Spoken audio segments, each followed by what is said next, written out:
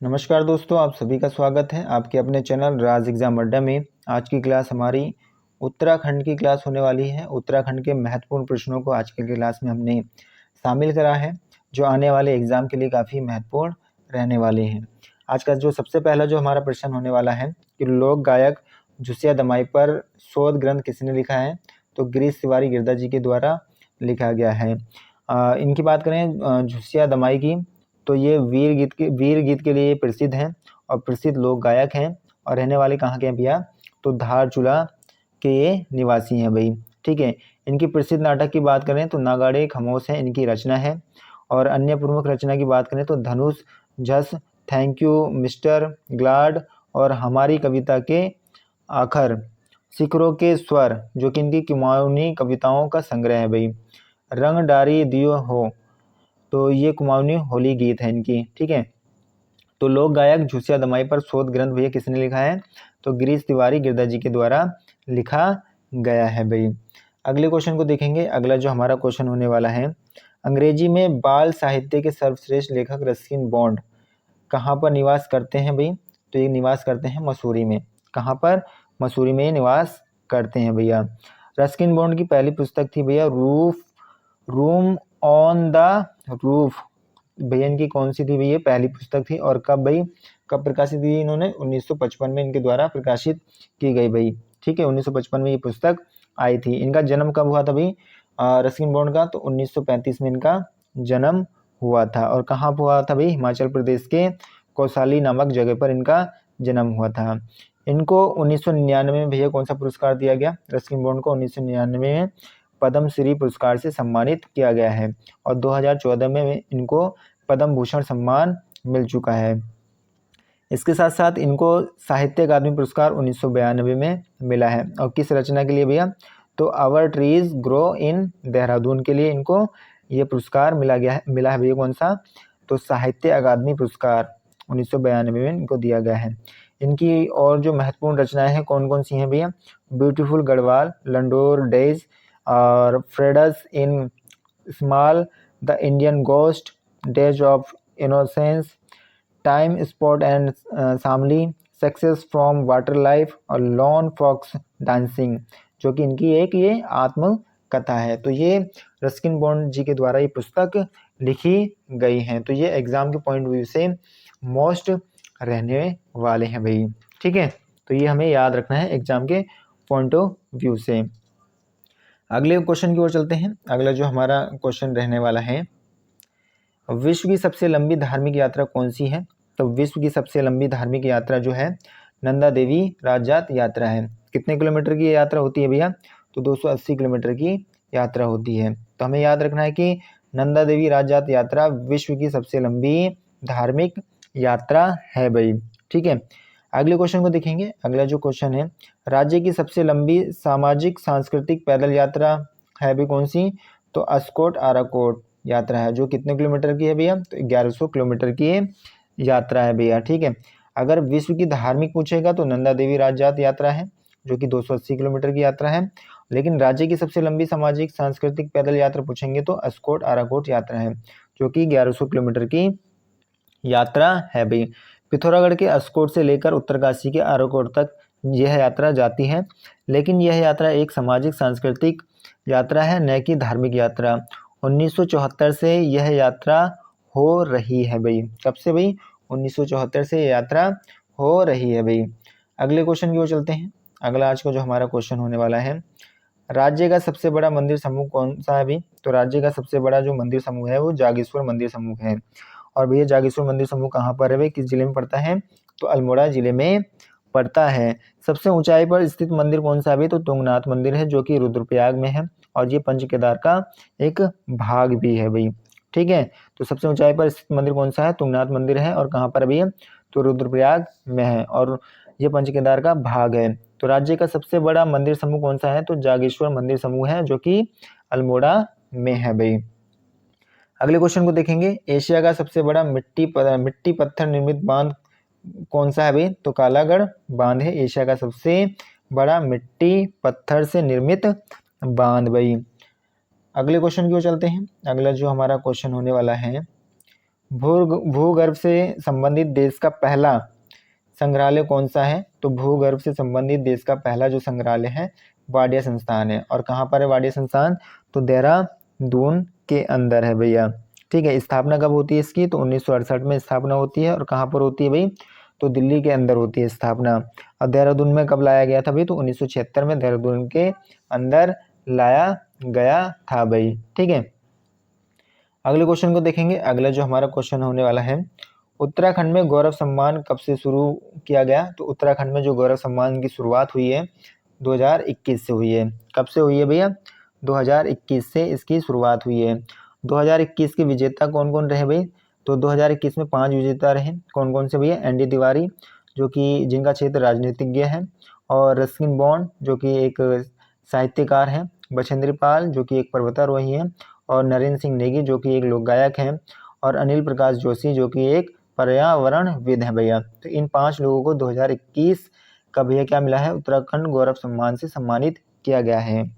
2022 में भैया किनको सम्मानित किया गया है? तो 2022 की बात करें तो अजीत डोभाल जो कि एनएसए के एक भैया एक क्या कहते हैं सलाहकार हैं भैया। प्रसून जोशी जो कि एक लेखक हैं, और जनरल विपिन रावत जो कि एक सीडीएस थे भैया सैन्य में। ठीक है, गिरीश तिवारी गिरदा जो कि प्रसिद्ध कलाकार व लेखक हैं, और वीरेन डंगवाल जो कि लेखक हैं। तो इन 5 लोगों को 2022 में उत्तराखंड गौरव सम्मान से सम्मानित किया गया है। 2023 की विजेता की बात करें तो वसंती बिष्ट और माधुरी बिष्ट जो कि एक लेखक हैं, राजेंद्र सिंह बिष्ट जो कि एक समाज सेवी हैं, और सचिदानंद भारती जो कि एक पर्यावरणविद हैं। तो इन 4 लोगों को भैया 2023 का उत्तराखंड गौरव सम्मान से सम्मानित किया गया है भाई। तो ये पॉइंट हमें याद रखने हैं। साहित्य गौरव सम्मान की शुरुआत कब होती है? तो 2023 में साहित्य गौरव सम्मान की शुरुआत की जाती है। तो ये भी हमें बात याद रखना है। अगले क्वेश्चन की ओर चलते हैं। अगला जो हमारा क्वेश्चन होने वाला है, हिंदी आशुलिपि में डॉक्टरेट डिग्री पाने वाले पहले व्यक्ति कौन हैं? तो गोपाल दत्त बिष्ट हैं जिन्होंने हिंदी आशुलिपि में डॉक्टरेट डिग्री पाई है भैया। किन्होंने पाई है? तो गोपाल दत्त बिष्ट ने। ठीक है, और हिंदी विषय में भैया सिर्फ अगर बात करते हैं हिंदी विषय में डॉक्टरेट की डिग्री किनको मिला है भाई? तो पीताम्बर दत्त बड़थवाल को हिंदी में मिला है। आशुलिपि हिंदी आशुलिपि में पूछेंगे तो गोपाल दत्त बिष्ट, और हिंदी विषय में पूछेंगे तो पीताम्बर दत्त बड़थवाल हैं भैया। ठीक है, अगला क्वेश्चन देखेंगे। राज्य का पहला नेत्र चिकित्सा केंद्र कौन सा है? तो राज्य का पहला नेत्र चिकित्सा केंद्र महात्मा गांधी शताब्दी नेत्र चिकित्सा केंद्र विज्ञान केंद्र है भाई। ठीक है, और जो कि कहाँ है भैया? देहरादून में है। और इसकी स्थापना कब होती है भाई? तो 1943 में इसकी स्थापना की जाती है। कब? 1943 में। ठीक है, तो याद रखना है कहाँ पर भैया? तो देहरादून के अंदर है। और कौन सा नेत्र चिकित्सा केंद्र है? तो महात्मा गांधी शताब्दी नेत्र चिकित्सा विज्ञान केंद्र है भैया। ठीक है, अगले क्वेश्चन की ओर चलते हैं। अगला जो हमारा क्वेश्चन होने वाला है, देवभूमि कौन सा भैया? देवभूमि द्रोणाचार्य पुरस्कार के प्रथम विजेता थे भाई। कौन थे भैया? तो देवभूमि द्रोणाचार्य पुरस्कार के प्रथम विजेता हरि सिंह थापा थे। कौन थे भाई? हरि सिंह थापा थे, जिनको 2013 में यह पुरस्कार मिला है। ठीक है, इसके बाद बात करते हैं किन किन लोगों को कब कब पुरस्कार दिया गया है भैया। देवभूमि द्रोणाचार्य पुरस्कार की बात करें तो नारायण सिंह थापा को 2014 में शूटिंग के कोच हैं, तो उनको 2014 में देवभूमि द्रोणाचार्य पुरस्कार से सम्मानित किया गया। रेणु कोहली को भैया 2015 में इस सम्मान से सम्मानित किया गया, और जिनका क्षेत्र भैया क्या है? एथलीट कोचिंग के लिए इनको दिया गया। ठीक है, और भारत का द्रोणाचार्य इनको कब मिला भैया? तो 2002 में इनको भारत का द्रोणाचार्य पुरस्कार से भी सम्मानित किया गया है। सुरेंद्र सिंह भंडारी को 2016 में इस सम्मान से सम्मानित किया गया, और इनका जो क्षेत्र था एथलीट कोच थे भाई ये। लियाकत अली को 2017 में इस सम्मान से सम्मानित किया गया, जो कि एक क्रिकेटर कोच थे भाई। अनूप विष्ट 2018 में इनको सम्मानित किया जाता है, और ये एथलीट्स कोच होते हैं। धीरेन्द्र कुमार सेन जिनको 2020 में भैया बैडमिंटन कोचिंग के लिए इस सम्मान से सम्मानित किया गया। कमलेश तिवारी को 2021 में ताइक्वांडो कोचिंग के लिए सम्मानित किया गया, और संदीप ठुकुलाल को 2022 में तीरंदाजी के लिए द्रोणाचार्य पुरस्कार से सम्मानित किया गया भैया। और प्रथम विजेता कौन थे? तो हरि सिंह थापा थे भाई। कौन थे भाई? हरि सिंह थापा थे, जिनको 2013 में इस सम्मान से सम्मानित किया जाता है भाई। ठीक है, तो ये पॉइंट हमें याद रखने हैं इन प्रश्नों से। अगले प्रश्न की ओर चलते हैं। देवभूमि उत्तराखंड लाइफ टाइम अचीवमेंट पुरस्कार के प्रथम विजेता कौन है भाई? तो पद्म बहादुर मल हैं, जिनको 2013 में मुक्केबाजी के लिए इस पुरस्कार से सम्मानित किया गया। देवभूमि उत्तराखंड लाइफ टाइम अचीवमेंट पुरस्कार से इनको सम्मानित किया गया है भैया, ठीक है। इनके अलावा हरिदत्त कापड़ी को 2014 में बास्केटबॉल के लिए दिया गया। हंसा मंडराल को 2015 में भारोत्तोलन के लिए दिया गया, और हंसा मंडराल को भारत सरकार का भी द्रोणाचार्य पुरस्कार 2001 में मिल चुका है भैया। राजेंद्र सिंह रावत की बात करें तो 2016 में इनको इस पुरस्कार से सम्मानित किया गया, और अरुण कुमार सूद को 2019 में वॉलीबॉल के क्षेत्र में इस पुरस्कार से सम्मानित किया गया है। सुरेश चंद्र पांडे को 2022 में तीरंदाजी के लिए देवभूमि उत्तराखंड लाइफ टाइम अचीवमेंट पुरस्कार से सम्मानित किया गया है, ठीक है। और देवभूमि उत्तराखंड लाइफ टाइम अचीवमेंट पुरस्कार के प्रथम विजेता कौन है? तो पद्म बहादुर मल हैं। जब इनको कब मिला? 2013 में मिला। और किस लिए मिला भाई? तो मुक्केबाजी के लिए मिला, यानी मुक्केबाजी से इनका संबंध है भाई, ठीक है। तो इतने पॉइंट हमें याद रखने हैं। अगले क्वेश्चन की ओर चलते हैं। अगला जो हमारा क्वेश्चन है, एशियाई खेल में प्रथम स्वर्ण पदक प्राप्तकर्ता कौन थे? तो एशियाई खेल में प्रथम स्वर्ण पदक प्राप्तकर्ता पद्म बहादुर मल थे, जिनको 1962 में मुक्केबाज के रूप में ये पद दिया गया। कॉमनवेल्थ गेम में प्रथम पदक विजेता कौन है भैया? हरि सिंह थापा है, जिनको 1958 में इनको भैया कॉमनवेल्थ गेम में ये पुरस्कार मिला है भाई, ठीक है। अगले क्वेश्चन की बात करते हैं। अगला क्वेश्चन है, देवभूमि खेल रत्न पुरस्कार जीतने वाले प्रथम व्यक्ति कौन थे? तो देवभूमि खेल रत्न पुरस्कार जीतने वाले प्रथम व्यक्ति जसपाल राणा, जिनको 2013 में भैया क्या मिला है? ये पुरस्कार दिया गया है भाई, ठीक है।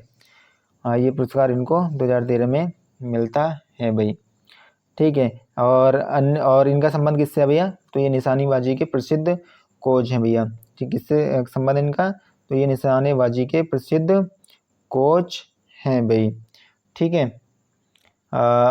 जो इनसे और बातें याद रखनी है, हमें बातें क्या याद रखनी है? त्रिलोक सिंह बसेड़ा को 2014 में, कब भैया? त्रिलोक सिंह बसेड़ा को 2014 में देवभूमि खेल रत्न पुरस्कार दिया जाता है, और जिनका संबंध किससे है भैया? फुटबॉल से संबंध है। राम बहादुर छेत्री को 2015 में फुटबॉल के क्षेत्र में ये पुरस्कार दिया जाता है, और गुरमीत सिंह को 2016 में भैया 2016 में एथलीट के लिए ये पुरस्कार दिया जाता है। एकता बिष्ट को 2017 में क्रिकेट के क्षेत्र में ये पहला अवार्ड मिलता है, जो, ठीक है। और मनीष सिंह रावत को 2018 में एथलीट के क्षेत्र में ये पुरस्कार दिया जाता है। मनोज सरकार को 2019 में पैरा शटलर के लिए दिया जाता है। लक्ष्य सेन को 2020 में बैडमिंटन के लिए ये पुरस्कार दिया जाता है। चंदन सिंह को 2021 में एथलीट के क्षेत्र में देवभूमि खेल रत्न पुरस्कार से सम्मानित किया जाता है। देवभूमि खेल रत्न पुरस्कार जीतने वाले प्रथम व्यक्ति कौन थे? तो जसपाल राणा थे। कौन थे भाई? जसपाल राणा थे भाई। तो ये बात हमें याद रखनी है, ठीक है। अगले क्वेश्चन की ओर चलते हैं। अगला जो हमारा क्वेश्चन होने वाला है, देहरादून में खेल अकादमी की स्थापना कब की गई? देहरादून में खेल अकादमी की स्थापना जो की जाती है 2001 में की जाती है। राज्य का पहला खेल विश्वविद्यालय कहाँ पर है भाई? तो हल्द्वानी में राज्य का पहला खेल विश्वविद्यालय है भाई, ठीक है। कहाँ है? हल्द्वानी में, ठीक है। अगले क्वेश्चन की ओर चलते हैं। अगला जो हमारा क्वेश्चन होने वाला है, फुटबॉलर राम बहादुर छेत्री को जाना जाता है भैया, तो उनको किस नाम से जाना जाता है? तो चाइना बॉल के नाम से इनको जाना जाता है। किनको भैया? तो फुटबॉलर राम बहादुर छेत्री को जाना जाता है। आयरन बॉल ऑफ इंडिया के नाम से किनको जाना जाता है? त्रिलोक सिंह बसेड़ा को जाना जाता है, जो कि एक फुटबॉलर है भाई, ठीक है। ये बात याद रखनी है। अगले क्वेश्चन की ओर चलते हैं। अगला क्वेश्चन है, महेंद्र सिंह धोनी मूल रूप से किस गांव के हैं भाई? तो महेंद्र सिंह धोनी मूल रूप से लवानी गांव, जो कि अल्मोड़ा में है, और यहाँ से बिलोंग करते हैं। मूल निवास इनका भैया क्या है भैया? तो रांची झारखंड इनका मूल निवास है। अगले क्वेश्चन की ओर चलते हैं। अगला क्वेश्चन है, एवरेस्ट पर चढ़ने वाले राज्य के प्रथम व्यक्ति कौन है भैया? तो एवरेस्ट पर चढ़ने वाले राज्य के प्रथम व्यक्ति हरीश चंद्र सिंह रावत हैं, और जो कि कब चढ़े थे भाई? 29 मई 1965 को ये चढ़े थे भैया। देश की प्रथम महिला कौन है? तो बछेंद्री पाल हैं, जिन्होंने एवरेस्ट भैया फतेह किया। और कब किया इन्होंने? तो इन्होंने जो फतेह किया 23 मई 1984 में फतेह किया। और इनका बछेंद्री पाल का जन्म कब होता है? तो 1954 में उत्तरकाशी में इनका जन्म होता है। इनको 1984 में पद्म श्री सम्मान से सम्मानित किया गया है, 1986 में अर्जुन पुरस्कार से, और 2019 में पद्म भूषण सम्मान से सम्मानित किया गया है किनको? बछेंद्री पाल को भाई। तो ये बातें याद रखनी है, ठीक है। अगले क्वेश्चन की ओर चलेंगे। अगला जो हमारा क्वेश्चन रहने वाला है, मुझे एक चंद्र सिंह और मिलता तो भारत कभी का स्वतंत्र हो गया होता। ये कथन किसका है? तो ये कथन महात्मा गांधी जी का है। पेशावर कांड की घटना को देखकर कई क्रांतिकारियों के द्वारा प्रशंसा की गई और मोतीलाल नेहरू ने पेशावर कांड से प्रभावित होकर पूरे देश में गढ़वाल दिवस मनाने की घोषणा की थी भाई। किनके द्वारा घोषणा की गई थी भाई? तो मोतीलाल नेहरू जी के द्वारा घोषणा की गई थी भाई। तो मुझे एक चंद्र सिंह और मिलता तो भारत कभी का स्वतंत्र हो गया होता, ये कथन किसका है? तो महात्मा गांधी जी का ये कथन है। अगले क्वेश्चन को देखेंगे। अगला जो हमारा क्वेश्चन है, राज्य में कुल कितनी सैनिक छावनी परिषद है? तो 9 है भाई। कितनी है? 9 है। देहरादून छावनी की स्थापना कब होती है? तो 1814 में देहरादून छावनी की स्थापना होती है भाई। अल्मोड़ा छावनी की स्थापना कब होती है? तो 1815 में अल्मोड़ा छावनी की स्थापना होती है। लंडोर छावनी की स्थापना कब होती है? तो 1836 में लंडोर छावनी की स्थापना होती है। नैनीताल छावनी की स्थापना कब होती है? तो 1841 में। और रुड़की छावनी की स्थापना 1853 में होती है। चक्राता छावनी की स्थापना 1866 में होती है। रानीखेत छावनी की स्थापना 1871 में होती है। लैंसडाउन छावनी की स्थापना 1885 में होती है। और क्लेमेंट टाउन छावनी की स्थापना 1941 में होती है भाई। तो ये 9 छावनियां हैं जिनकी स्थापना कब कब हुई है, ये भी आपको बताए गए हैं। तो ये हमें याद रखना है। अगले क्वेश्चन की ओर चलते हैं। अगला जो हमारा क्वेश्चन होने वाला है, राज्य में प्रथम खेल नीति कब घोषित की गई? तो राज्य में प्रथम खेल नीति जो घोषित होती है 16 जनवरी 2006 को घोषित की गई। कब भाई? 16 जनवरी 2006 को राज्य में प्रथम खेल नीति घोषित की जाती है भाई, ठीक है। अगले क्वेश्चन की ओर चलेंगे। अगला जो हमारा क्वेश्चन होने वाला है, 23 अप्रैल 1930 को पेशावर में किस्सा खानी बाजार में सत्याग्रही किसके नेतृत्व में प्रदर्शन कर रहे थे? तो खान अब्दुल गफ्फार के नेतृत्व में प्रदर्शन कर रहे थे। खान अब्दुल गफ्फार खान को सीमांत गांधी भी कहा जाता है और ये पहले विदेशी हैं जिनको भारत रत्न दिया गया है। इस घटना को पेशावर कांड की घटना भी कहा जाता है भाई, ठीक है। तो ये बात याद रखनी है। अगले क्वेश्चन की ओर चलेंगे। पेशावर कांड भैया कौन सा? पेशावर कांड के नायक चंद्र सिंह गढ़वाली को कितने समय तक जेल में रहना पड़ा था? तो पेशावर कांड के नायक चंद्र सिंह गढ़वाली को भैया 11 वर्ष 3 माह 18 दिन तक जेल में रहना पड़ा था। पेशावर कांड में जो अंग्रेज अधिकारी था भाई कौन था भाई? रिकेट था भाई। और वहाँ पर गढ़वाल राइफल तैनात थी भाई। 2/18 गढ़वाल राइफल से संबंधित चंद्र सिंह गढ़वाली और अंग्रेज अधिकारी के द्वारा चंद्र सिंह गढ़वाली को फायर करने का आदेश दिया जाता है और चंद्र सिंह गढ़वाली इस आदेश को नहीं मानता, जिस कारण इनको और इनके साथ के साथियों के ऊपर भैया देशद्रोह का आरोप लगाकर जेल में बंद कर दिया जाता है। इसी पूरी घटना को पेशावर नाम से जाना जाता है। 1930 में यह घटना घटी और 1941 में भैया क्या हुए भैया? ये रिहा हुए, ठीक है, होते हैं। चंद्र सिंह गढ़वाली के वकील कौन थे? तो बैरिस्टर मुकुंद लाल चंद्र सिंह गढ़वाली के कौन थे भैया? वकील थे, ठीक है। तो आशा करूंगा आप सभी को आज की क्लास अच्छी लगी होगी। अगर आपको क्लास अच्छी लगी है तो लाइक शेयर एंड सब्सक्राइब करना ना भूलें। Thank you.